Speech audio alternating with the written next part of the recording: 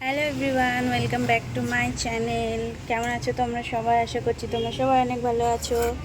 আমার নতুন আরও একটি ব্লগে তোমাদের সকলকে স্বাগত জানাই। আজকে হলো জন্মাষ্টমী। তো এখন সকালবেলায় ঘুম থেকে উঠে পড়েছি। আজকে আমার হাজব্যান্ডের ছুটি রয়েছে। পড়ে যাবে মাম্মা, পড়ে যাবে। দাও এদিকে, আমাকে দাও, মাকে দাও।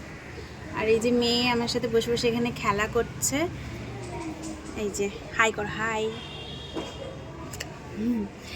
আর ওর বাবার ছুটি, ওর বাবা ঘুমোচ্ছে, না কারেন্ট আছে না জল আছে, কিছুই নেই। আমরা ওই জন্য ব্যালকনিতে বসে রয়েছি। এই যে দেখো।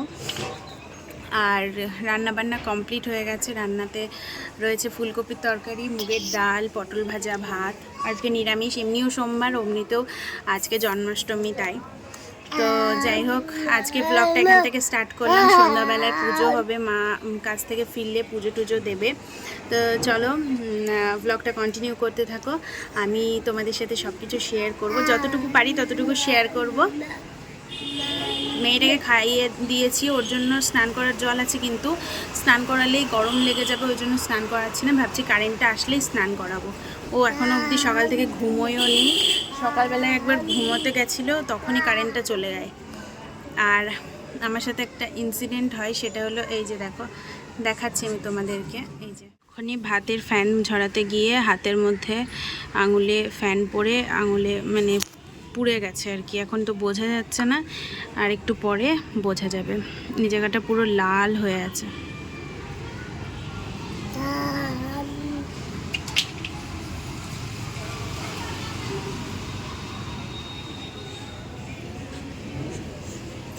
তো চলো আজকে ব্লগটা এখান থেকে স্টার্ট করলাম। আশা করি তোমাদের ভালো লাগবে। আর ভালো লাগলে অবশ্যই কিন্তু লাইক, কমেন্ট, শেয়ার করে দিও। আর যারা আমার চ্যানেলে নতুন তারা অবশ্যই একটা সাবস্ক্রাইব করে দিও। আর যারা আমার চ্যানেলটাকে দেখছো কিন্তু সাবস্ক্রাইব করনি, তাদেরও বলছি তারাও যেন একবার সাবস্ক্রাইব করে যেও। তো চলো, এই বিছানাটা তোলা হয়নি, বাকি ঘরের সমস্ত কাজই হয়ে গেছে। এই বিছানাটাও তোলা হয়ে গেছে। মেয়েকে একটু ঘুম পাড়াতে গেছিলাম, তখনই কারেন্টটা চলে গেছিলো।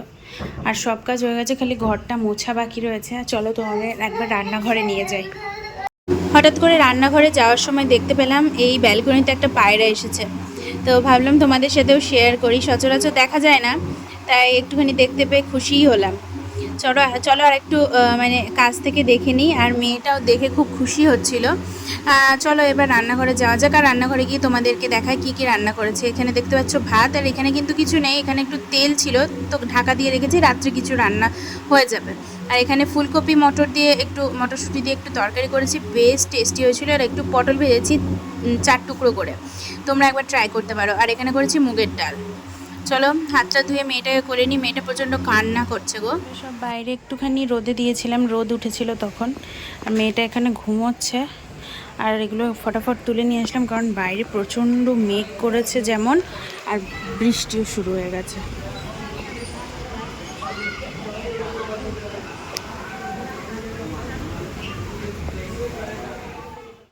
আবার অনেকক্ষণ পরে তোমাদের সামনে আসলাম, একেবারে সন্ধ্যাবেলা। এখানে দেখতে পাচ্ছ আমার সমস্ত রান্না কমপ্লিট। আর এখানে কিন্তু মা জোগাড় করতে লেগে গেছে পুজোর।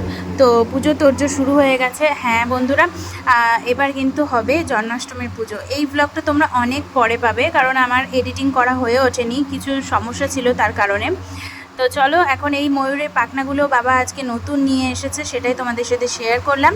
তো চলো এখন দেখি মেয়েটা কি করছে। এই যে দেখো, মেয়েটাকে এখানে ফোন বলছি, সরি, এখানে টিভি দিয়ে বসিয়ে রেখেছি। কেন বলো তো, মানে ও না হলে পরে কাজে প্রচণ্ড ডিস্টার্ব করছে, ওই জন্য। তো চলো একটু ওকে আদর করি, তারপরে দেখি পুজোর কাজে লেগে পড়বো। আর এখানে মা অলরেডি ফুলগুলো নিয়ে মালা কাটতে শুরু করে দিয়েছে। চলো এখন ঝটপট করে এখন রেডি হয়ে গেছি। একটা শাড়ি পরে নিয়েছি, শাড়িটা পরে এখন চলো পুজোর কাজে হাত লাগাই। আমি কিন্তু ভোগগুলো রেডি করে নেবো। ভোগের মধ্যে আজকে আছে সিমুয়ের পায়েস রান্না করব। এমনি পায়েসও রান্না করা যেত, কিন্তু আজকে মন চাইলো গোপুকে এক সিমুয়ের পায়েস রান্না করে দেওয়ার জন্য। তার আগে চলো এই ডেকোরেশনটা একটুখানি করে নিই, যেখানটায় গোপু কে বসাবো আর কি, মানে কৃষ্ণ ঠাকুরকে বসাবো আর কি।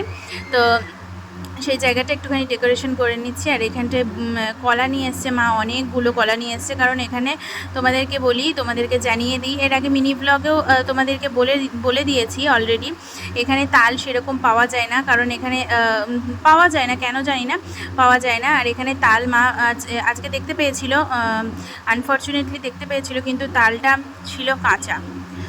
তো সেই কারণে আর নেওয়া হয়নি। কাঁচা তাল নিয়ে কী বা করবো, ওটা থেকে তো কিছুই হবে না, কোনো বড়া টড়া ভাজা হবে না। তো চলো এগুলোকে আগে সেলোটিপ দিয়ে ভালো করে মেরে নিই। আর আমাদের ঘরটা না অনেকটা ব্যাকা টাইপের, ওই জন্য না ওইটা ব্যাকা হয়ে গেছিলো, মানে ঠিক কাগজটা ঠিকভাবে বসেনি। তো এখন ওইটাকে ভালো করে রেডি করে চলে আসলাম রান্নাঘরে। আর রান্নাঘরে এসেই লেগে পড়েছি কাজে। আর এই যে বাসনগুলো দেখছো, এগুলো কিন্তু ঠাকুরের বাসন, কি তোমরা কিন্তু আর ভেবো না কি আমাদের নিজেদের বাসন। তো এগুলো কিন্তু ঠাকুরের বাসন। সমস্ত কিছু মা বার করে ধুয়ে এই জায়গাটা ভালো করে পরিষ্কার করে নিয়েছে, এমনকি গ্যাস মুছে নিয়েছে, এমনকি গ্যাস যেখানটায় আছে সেই জায়গাগুলো মুছে নিয়েছে। সমস্ত কিছু পরিষ্কার করে এখন কিন্তু আমি এখানটায় দুধ চাপিয়ে দিলাম। মানে প্রথমে পায়েসটা করে নেবো, পায়েসটা হতে একটু টাইম লাগবে, সেই কারণে দুধটা একদিকে চাপিয়ে একটু ফুটোতে দিয়েছি আর কি। কড়াইয়েও পারতাম দিতে, কিন্তু কড়াইয়ে আর দিইনি। তারপরে দেখো এখানে ঢেলে নিলাম একটুখানি ঘি। আর ঘিয়ের ওপরে দিয়ে দিলাম এই সিমুইগুলো। দেশের বাজারে এখানে 3 প্যাকেট সিমুই নিয়ে এসেছি 30 টাকা দিয়ে। আর দেশের বাজারে 10 টাকার সিমুই 30 টাকা প্যাকেটের মতো। মানে এখানে প্রচুর দাম যেরকম জিনিসের, আর সেরকম কম পাওয়া যায়।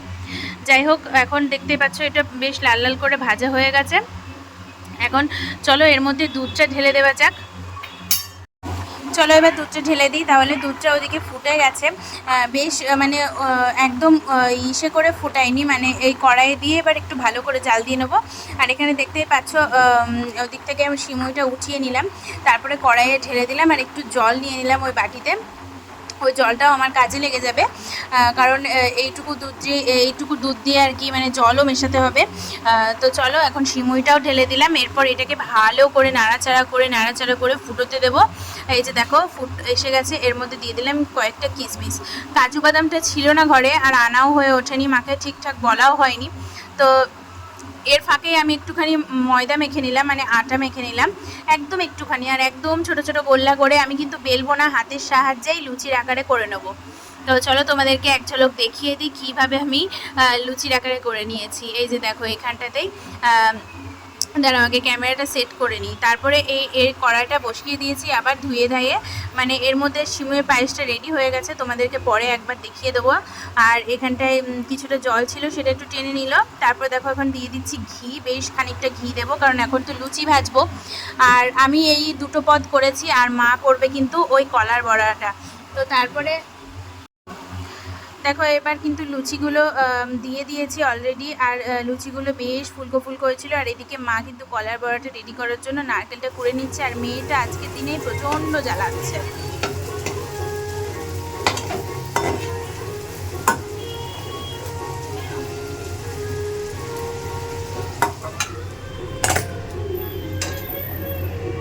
ওদিকে তো দেখতেই পেলে ছোট্ট ফুলকো লুচি রেডি হয়ে গেছে। আর এদিকে কিন্তু মা এখন মেখে নেবে কলার বড়ার জন্য। সমস্ত কিছু দিয়ে দিয়েছে, এখানে ময়দা দিয়ে দিয়েছে।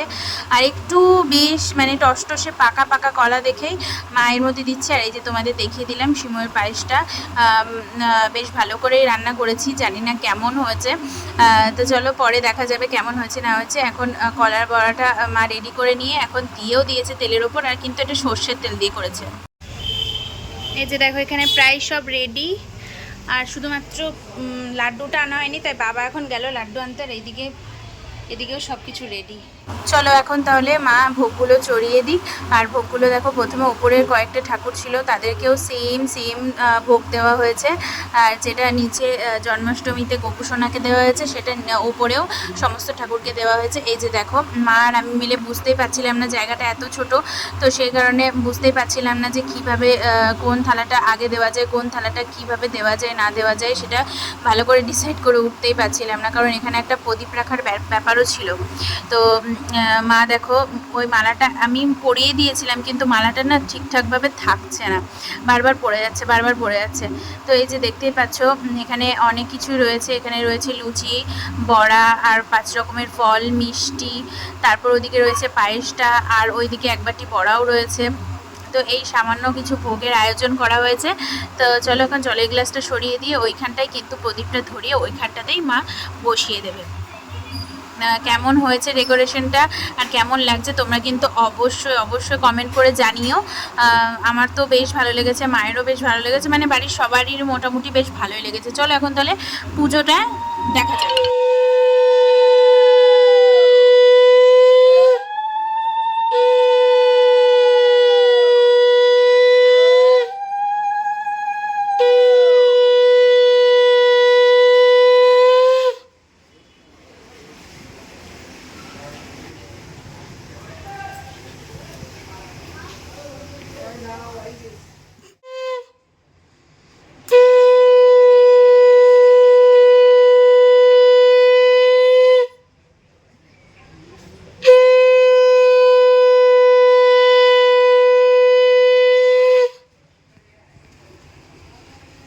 দেখো সবশেষে আমি কিন্তু একটুখানি প্রদীপ ঘুরিয়ে নিচ্ছি, পঞ্চপ্রদীপটা। মা বললো তুমি ভোগ টোগ রান্না করেছো, অনেক হেল্প করেছো, তো তুমিও তো পুজোর কাজে অংশ নিয়েছো, তো তুমিও একটুখানি প্রদীপটা ঘুরিয়ে দাও।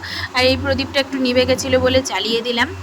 তো চলো বন্ধুরা, আজকে ব্লগটা কেমন লাগলো অবশ্যই তোমরা কিন্তু কমেন্টের মাধ্যমে আমাকে জানিও। আর যারা আমার চ্যানেলে নতুন তারা অবশ্যই আমার চ্যানেলটাকে সাবস্ক্রাইব করে দিও। আর যারা আমার চ্যানেলটাকে দেখছো কিন্তু সাবস্ক্রাইব নি, তারাও আমার চ্যানেলটাকে একটু সাবস্ক্রাইব করে দিও।